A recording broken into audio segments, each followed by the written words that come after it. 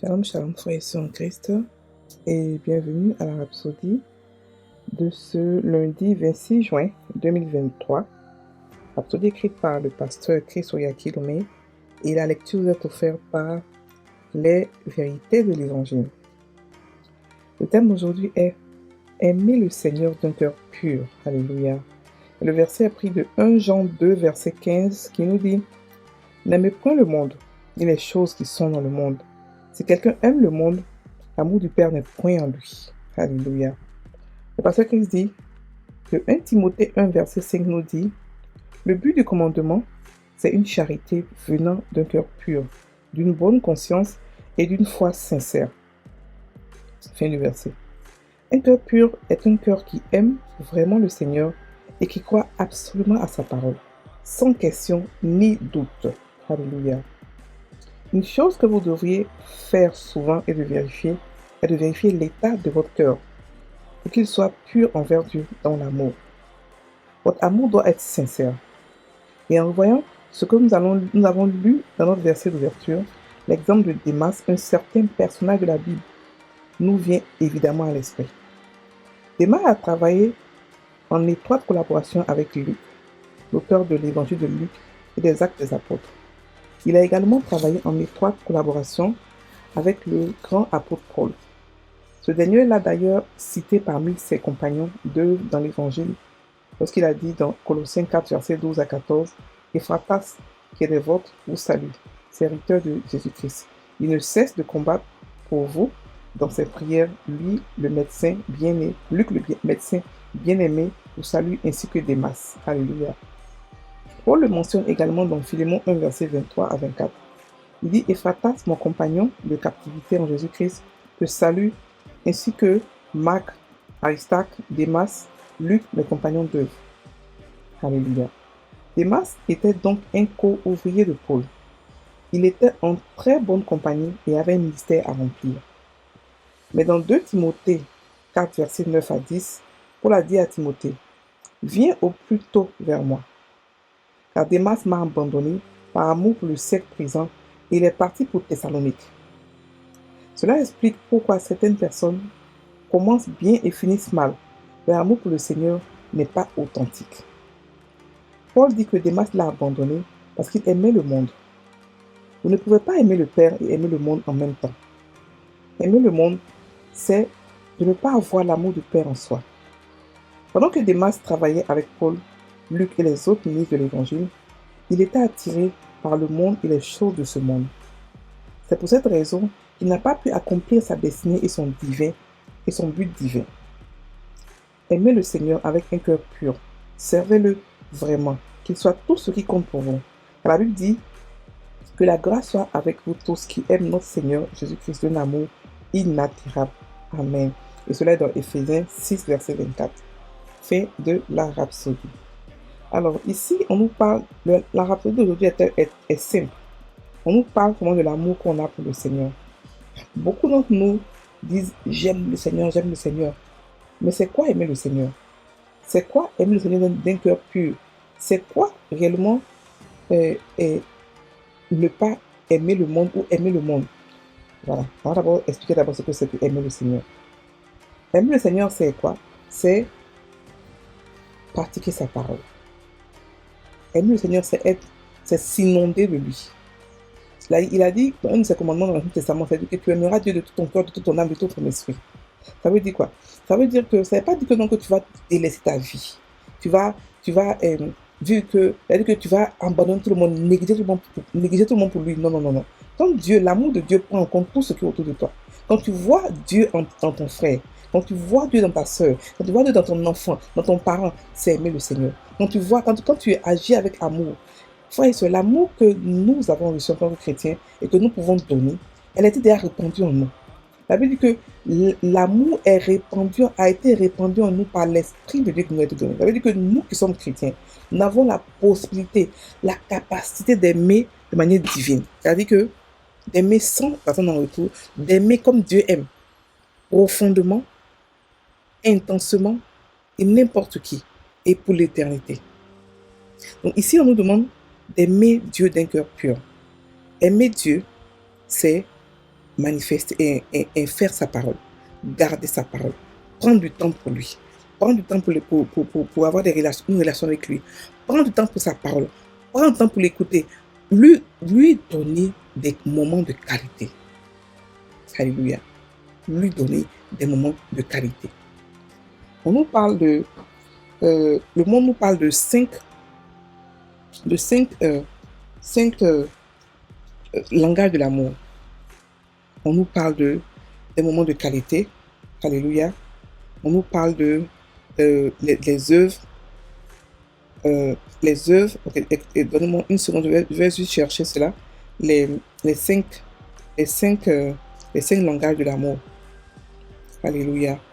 Il y en a 5. Alors, dans le numéro 1 que je connais, c'est les moments les paroles valorisantes. Les paroles valorisantes. C'est-à-dire que tu aimes quelqu'un, tu lui dis, il est bien, il est ceci, il est comme cela. Le numéro 2, c'est les moments de qualité. Le numéro 3, les services rendus. Le numéro 4, les moments du toucher. Le numéro 4, le langage du cadeau. Et ces 5 langages, Dieu le fait avec nous. C'est-à-dire qu'il nous donne, il nous fortifie par des paroles valorisantes. Il est avec nous des moments de qualité, des intimités. Il a des services rendus, il a donné son fils pour nous. C'est-à-dire qu'il est prêt à rester dans la boue pour nous, à cause de son amour pour nous. Le langage du toucher. Lorsqu'on est avec lui, lorsqu'on prie avec lui, il nous touche parce qu'on peut voir le Saint-Esprit. Ensuite, les cadeaux. Les cadeaux, là, tout le monde sait que Dieu nous donne des cadeaux.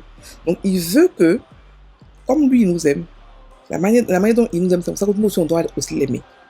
Et d'un cœur pur. On ne fait pas semblant de valoriser, on ne fait pas semblant de l'adorer, parce qu'il regarde le cœur. On ne fait pas semblant d'avoir des moments avec lui, parce qu'il veut des moments réellement. De toutes les manières, si tu n'as pas vraiment l'amour de ta relation avec lui, tu ne pourras pas avoir avec lui de temps de qualité. Alléluia. Et les services rendus, c'est-à-dire que quand il nous demande de faire quelque chose, on le fait. L'obéissance, le langage du toucher.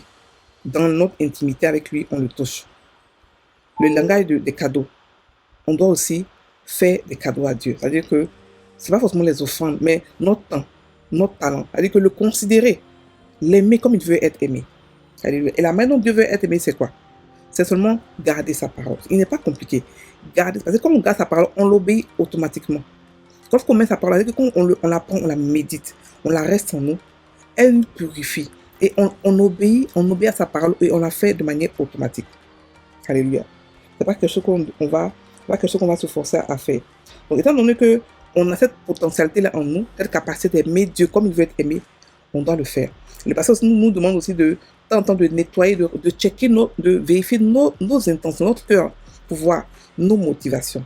Donc, ça veut dire que pour aimer le Seigneur d'un cœur pur, il faudrait manifester l'amour. Et pour le manifester, c'est quoi? Il faudrait d'abord commencer à méditer sur l'amour. On médite l'amour, jusqu'à ce qu'on commence à manifester l'amour naturellement. Et c'est ça, aimer le Seigneur, aimer Dieu d'un cœur pur. Quand on commence à manifester l'amour, on voit Dieu dans n'importe qui. On voit Dieu dans le frère, dans la soeur, dans tout le monde, et on commence à aimer Dieu comme il veut être aimé. Parce qu'on ne le voit pas directement ici, mais on voit nos frères, nos soeurs, on voit même des païens qui sont la représentation de Dieu. Donc, on aime tout le monde. On aime tout le monde. C'est ça, aimer Dieu. Aimer Dieu, c'est faire ce qu'il demande de faire et pratiquer sa parole. Donc, quand tu aimes Dieu, tu négliges pas tes frères et soeurs pour dire que je m'en vais servir Dieu à l'église, négliger ton mari, négliger ta famille. Non, ça, c'est pas aimer Dieu. Ça, c'est être égoïste. Dieu veut qu'on soit épanoui dans tout le domaine de notre vie. Il ne veut pas qu'on néglige quelqu'un à cause de lui, non. C'est un Dieu qui est jaloux, c'est vrai, mais comme pas jaloux, on ne parle pas il va te prendre lui seul, puis tu pourras rien faire, tu n'auras pas de contrôle, non. C'est pas ce Dieu-là. Ce Dieu-là, il n'est pas méchant. Quand il veut que vous l'aimez, mais il veut que vous l'aimez dans tout, c'est-à-dire et vous soyez épanouis dans son amour pour lui. Alléluia. Donc ici, on nous parle de quelqu'un qui s'appelle Démas, qui a travaillé avec Luc, avec Paul, mais qui, après, est allé dans le monde. Il a laissé sa mission et aller dans le monde. Écoutez, chaque fois que quelqu'un laisse sa mission pour partir dans le monde, la question, la réponse, le problème qu'il a laissé doit être résolu. Ça veut dire que chacun de nous a un problème qu'on est venu résoudre. Et quand on laisse notre mission, le problème est là. Et Dieu va nous demander des comptes pour cela. Il va nous demander des comptes pour cela. Parce que la mission est accompagnée de beaucoup de personnes qui sont autour, qui attendent que vous sortez de la vie, que la terre entière, la création entière attend notre manifestation. Donc la mission qu'on a, elle est très importante. Il n'y a pas de mission qui est moins importante que l'autre. On a toutes de grandes missions. Alléluia. Donc ici, le Démas, il a abandonné il a dit qu'il était avec Paul. Imaginez être avec Paul, être avec Luc, être avec tous ces apôtres-là que nous, aujourd'hui, on étudie, et laisser tout cela pour partir vers le monde. Ça veut dire qu'on peut être chrétien longtemps, manifester tout, c'est-à-dire que avoir tous les miracles que tu veux, puis après là, laisser peut avoir l'amour du monde pour partir. C'est quoi l'amour du monde? L'amour du monde, c'est courir derrière les choses qui sont éphémères. L'amour du monde, c'est courir derrière les sacs à main, Louis Vuitton, le m'as-tu vu, les avions, la richesse de ce monde. C'est ça, aimer le monde. Parce que Dieu n'a pas dit qu'il ne faut pas qu'on puisse être riche. Il dit que la richesse qu'on a, on doit pouvoir la transformer en richesse spirituelle. C'est-à-dire qu'on doit avoir la motivation seulement de prendre la richesse du monde pour la convertir en richesse spirituelle. C'est cela qu'il appelle chercher d'abord le royaume des cieux et tout cela vous sera donné par-dessus tout. C'est-à-dire que quand on a le royaume des cieux, on est dans le royaume des cieux, on n'a pas besoin de le chercher. Mais ce qu'on peut faire, c'est de prendre de transformer, c'est-à-dire que tout ce qu'on a comme motivation doit être pour le royaume des cieux, pour sa gloire, pour étendre le royaume des cieux. C'est ça appelle aimer Dieu de tout son cœur, de toute son âme. Aimer Dieu d'un cœur pur. Alléluia. Donc si Démas a pu abandonner ça à son œuvre, ça veut dire que nous autres aussi qui sommes chrétiens aujourd'hui, c'est quelque chose qui nous guette même.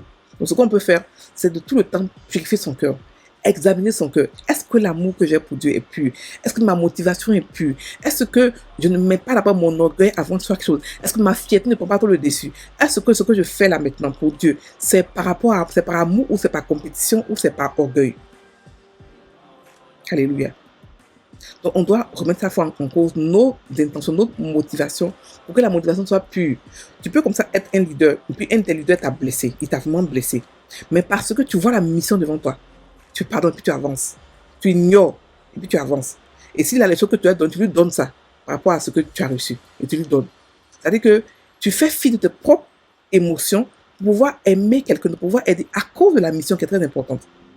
Donc c'est ça, aimer. Aimer, c'est pas tous les jours facile. Des fois où ton cœur c'est-à-dire que ton cœur peut être blessé, mais tu ignores cela et tu vas aimer, tu vas pardonner. C'est pour ça que Dieu a dit quoi? Si on te dit une jour, donne l'autre jour. Pourquoi? C'est pour dire que des fois tu as été blessé, c'est toi qui vas demander pardon. Parce que l'amour qui est en nous est tellement fort qu'il est capable de se rabaisser, de se rendre tout petit, de se laisser piétiner. Rien que pour l'œuvre de Dieu. Alléluia. Donc frères et sœurs en Christ, si l'amour vous fatigue, si vous n'avez pas aimé, prenez 1 Corinthiens 13, méditez-le. Il y a tellement de versets qui parlent de l'amour dans la Bible. Et vous allez commencer à manifester l'amour. C'est pas compliqué d'aimer parce qu'on a déjà ça. L'amour est notre nature. Dieu est amour, on est amour aussi. Donc pour nous, manifester l'amour, c'est manifester seulement qui nous sommes. C'est comme un humain qui marche sur deux pieds. On ne peut pas lui demander, mais pourquoi est-ce que tu marches sur deux pieds? C'est sa nature. C'est pour ça que nous aussi, nous pouvons manifester l'amour naturellement. Donc, on peut avoir ce cœur pur que Dieu demande, on peut l'avoir, et on l'a déjà. Et n'oubliez pas que la parole de Dieu purifie notre cœur tous les jours. Le Saint-Esprit aussi purifie notre cœur tous les jours. On est purifié de tous côtés si vraiment on reste connecté à lui. Ne pas être perdu. Parce que le monde étouffe la parole que Dieu nous donne. Rappelez-vous les paraboles du semeur. Il y avait une terre qui était remplie d'épines, remplie d'épines de cailloux, parce que la personne qui reçoit la terre était remplie de l'amour du monde. Donc, la parole n'a pas pu pousser. Elle était étouffée. Donc, que cela ne soit pas votre cas. Prenez la parole de Dieu, enfoncez-la, c'est-à-dire que forcez-la en vous, méditez-la, qu'elle reste en vous, qu'elle porte des fruits, qu'elle grandisse. Et c'est cela, aimer. Parce qu'elle va purifier votre cœur. Elle va purifier votre cœur, de sorte que vous aurez un cœur pur devant Dieu tout le temps, constamment. Et ce qui est puissant, ce qui est bon, c'est que la parole de Dieu que vous voyez, n'importe quelle parole sur laquelle vous méditez, surtout le Nouveau Testament, met l'amour de Dieu dans votre cœur pour vous. N'importe quel, quand vous découvrez qui il est, quand vous découvrez ce qu'il a fait pour vous, votre amour augmente pour lui. Donc l'amour là, ça part de gloire en gloire, ça part d'amour en amour. Et c'est cela un cœur pur. Le cœur est purifié constamment, nettoyé, sanctifié constamment par la parole de Dieu. Et vous avez finalement un cœur pur. Quel que soit ce qui vous arrive autour de vous, vous n'êtes pas ébranlé, vous n'êtes pas blessé. Vous aimez de manière pure, comme Dieu veut qu'on aime. Pour ne pas être demain tenté par le monde. Le monde a trop de tentations. Le monde nous bombarde des choses pour nous faire croire que c'est plus doux d'être là-bas. Des choses, pour ceux par exemple qui aiment le luxe, le monde peut les fatiguer. Pour ceux par exemple qui aiment la compétition, le monde peut les fatiguer. C'est-à-dire que le diable trouve ce que tu aimes pour te fatiguer. Donc il met devant toi constamment. Donc sachons quoi regarder, sachant quoi méditer. Ne méditons pas les choses du monde, parce que si on les médite, on va commencer à les manifester. Donc, on n'a pas de s'écarter du monde complètement. Non, on dit seulement de savoir, de choisir quoi méditer. C'est-à-dire que quoi rester là-dessus expressément, quoi penser expressément longtemps. Parce que la méditation, c'est quoi? C'est aussi penser longtemps sur quelque chose. Quand la première pensée vient, c'est pas de... Mais après, quand ça vient, sachez que vous pouvez choisir vos pensées et vous pouvez les prier par rapport à ce que vous voulez voir dans votre cœur grandir. Si vous voulez voir l'amour dans votre cœur grandir, mettez sur l'amour. Ne laissez pas le monde vous oppresser à tel point que vous commencez à mettre sur les choses de ce monde. Non. C'est-à-dire que bombardez-vous de la parole de Dieu tout le temps. Bombardez-vous. Mettez la parole de Dieu toute la journée, tout le temps, dans votre esprit, dans votre tête, tout le temps. Vous ne pouvez même pas avoir accès vous ne pouvez même pas laisser accès au diable pour vous donner des choses bizarres, le monde que vous aimiez avant, pour que vous puissiez regretter, vous puissiez repartir là-bas. Alléluia. Il n'y a pas longtemps, il y a un pasteur qui disait, il y a un ancien pasteur en Côte d'Ivoire qui expliquait qu'il était pasteur pendant combien d'années, il n'a rien reçu de Dieu, donc il a quitté le corps du Christ. Vous voyez les trucs comme ça? C'est parce qu'il n'a pas compris les grâces que Dieu a mises sur lui. C'est parce qu'il n'a pas compris qui il est en Christ. Sinon, s'il avait fait des miracles, s'il avait commencé à manifester Dieu, il n'allait pas quitter le monde. Donc aussi, à être dans la religion, ça aussi fuse beaucoup de personnes. C'est pour ça qu'ils sont attirés par le monde. Parce que quand tu es dans la religion, tu n'as pas de résultat dans la prière, tu n'as pas de relation avec Dieu, tu n'as pas de miracle. Donc tu te dis que Dieu c'est un religieux et que tu dois le faire parce que c'est comme si tu le forces à le faire. La parole de Dieu ne nous force en rien. On a la liberté en Christ en tant qu'enfant de Dieu. On enjoy notre liberté, on enjoy la richesse ici maintenant, pas plus tard. Ne croyez pas que comme on est riche, c'est plus tard. Non, on est riche ici maintenant. On est plus riche que les gens de ce monde. Donc on n'a rien à les envier. Absolument rien à les envier. Donc ne croyez pas que vous allez partir là-bas, il y a Dosso, non, on n'a rien, absolument rien à leur envier. Parce qu'on n'a rien à leur envier, on profite de la vie chrétienne au maximum et on porte des fruits et on a un cœur pur dans le processus. Alléluia. On va prendre maintenant la prière. Seigneur Jésus, tu règnes dans ma vie. Tu es tout ce qui compte pour moi. Merci pour la grâce de vivre pour toi et de te servir avec un cœur parfait. Tu es tout pour moi. Tu es saint, pur, juste, aimant et vrai. Tu es le seul vrai Dieu et je t'aime pour toujours. Alléluia. Frères et sœurs en Christ, passez une très bonne journée, soyez bénis.